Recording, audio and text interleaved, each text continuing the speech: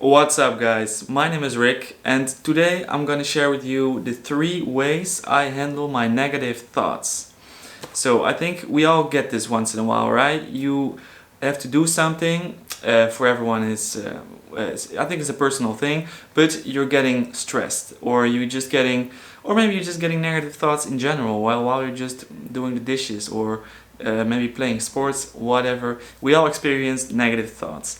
And I think from my experience, for a long time I had a difficult time what to do with those thoughts. I really didn't know how to handle them.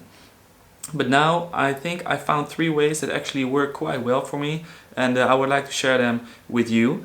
So the first way I handle my thought is to invite it to tea.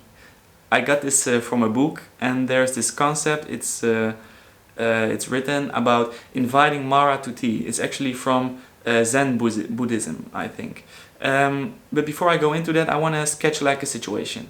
So for everyone, like I said, it's personal when someone experiences negative thoughts. But for me, one moment I know for sure I get negative thoughts is just before a presentation, just before some public speaking, whether it's at school or at work or somewhere else. When I know I have to do public speaking, I get those negative thoughts, and those thoughts are then telling me like, "Yo, bro, you didn't prepare well enough. You better don't do it. You're gonna suck anyway."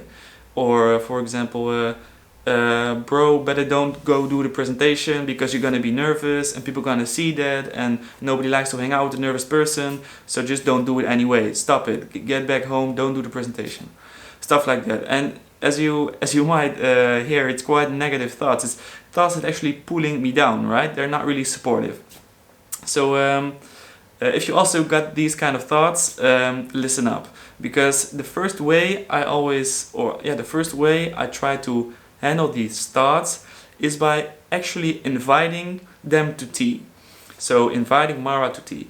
And what I do then is I just sit down and I realize, hey, there's this negative thought. Let's find out what it has to say to me, because now it's basically like poking me, like, bro, you're not gonna make it. You're fucking stupid. You're gonna be nervous. Don't do it. Blah blah. Like kind of aggressive. But actually, when you sit down with it and you're just like, hey, okay, so what's up, thought? What do you gotta say? I'm gonna listen to you. Usually that takes away the heavy feeling that's attached to that thought, because usually behind those negative thoughts there's actually like a more soft and a more soft message. For example, in this situation, when I invite the negative thought of, bro, you're gonna be fucking nervous, so don't do it. Nobody wants to hang out with you anymore, so get away. Don't go do the presentation. When you listen to it carefully, I think the thought is actually saying like, be careful and be well prepared, because doing this could lead to consequences which are actually not beneficial for your well-being. It's trying to tell me that that it's looking after me. It's trying to give me some tough love in some sense. And actually, when you understand this, and when the negative thoughts actually just try to support you in a very weird way, it just gets away the heavy feeling, and there's more space for a more compassionate feeling, which is way nicer. And then you can move on a bit more easy, and you're a bit less stressed, which is eventually what you want before a presentation. So that's the first one. And the second one is when you invited Mara to tea and you talked about it and you listened. You had this little tea, but now Mara keeps coming back. It keeps you asking for tea. But you don't got time for all that tea. I'm not even sure if I got so much tea in my house at the moment, and I also don't have time to keep talking about this because I gotta do the presentation. But it happens that Mara keeps coming back. Those negative thoughts keep coming back. So what I do then is I just note them. So I was thinking about calling it ignoring them, but that's not really what I do. I'm aware that there is a thought, you know. This is also based on meditation principles. I just note the thought, and then I'm just saying like, all right, so there it is, and probably it will also go away again, because I believe, and I think it's actually a fact, all thoughts just come and go. I mean, think about it yourself. Is there ever has there ever been a thought with you forever? I don't think so, right?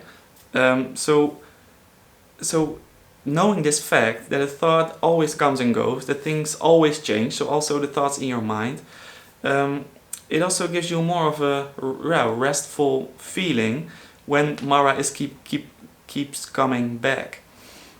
So that's the second way I handle my thought, to just get a bit more relaxed, you know, before my presentation and before whatever you are going to do, or whatever your situation is when you experience negative thoughts.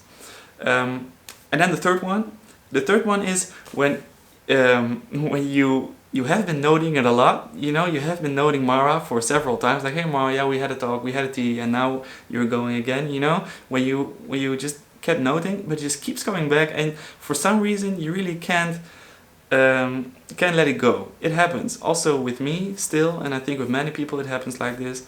What I do then, that's the third one and the final one, I challenge the thought. So what I'm basically doing is like, alright bro, alright thought, alright Mara, so now I'm gonna, you're basically asking Mara, so what's the alternative? What if I don't go do that presentation? What will happen then? You know, you're basically starting an argument. You don't really have to be aggressive. I was talking a bit aggressive now, but more like curious and open. Like, and sometimes I do get a bit aggressive. Sometimes it helps. Like in most cases, I wouldn't say resistance towards thoughts. Usually that doesn't help. But sometimes when they keep coming back, a little bit of it, that works for me at this point. So that's why I'm also sharing it with you now. So now I'm just challenging the thought. So I'm like, alright, so what's the alternative? And then usually the alternative is even worse. Let's say in my case, I have to do my presentation. What will happen if I don't do it? If I don't do the presentation? Maybe let's see it from Mara's perspective. Maybe then my roommates or my classmates or my roommates or my work my colleagues, you know, they're even gonna think worse of me, like, huh, this guy should have done a presentation but he doesn't even dare to do it. What the fuck is this, you know? Or if I'm not gonna do it anyway, probably I will be stuck in this pattern for all my life, because I'm stuck here, you know. I think what I'm trying to say here is, when you challenge the thought, when you challenge Mara, probably you will get to the conclusion that doing it anyway, that facing this fear, or facing facing the fear, facing the situation that makes you nervous, is the best option, and that the alternative is worse. So even if it's gonna be stressful, it's the best thing to do. I think this counts for almost everyone, that life is, you cannot have a life which is always like easy and soft and on your side, you know. Sometimes it is just stressful, and sometimes you gotta face that, you know. Sometimes you gotta sometimes you gotta look fear in the eyes, and to accept that it's gonna be tough, that it's gonna be stressful, and that maybe you're gonna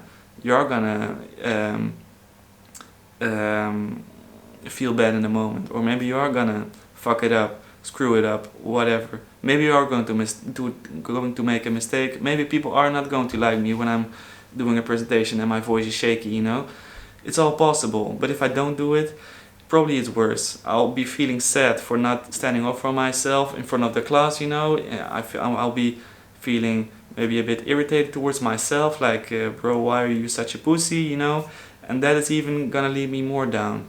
So sometimes you just gotta challenge the thought, and realizing that the The alternative is worse on the long term, and that doing the thing you're afraid of is actually gonna take you a step further, or maybe a couple steps further.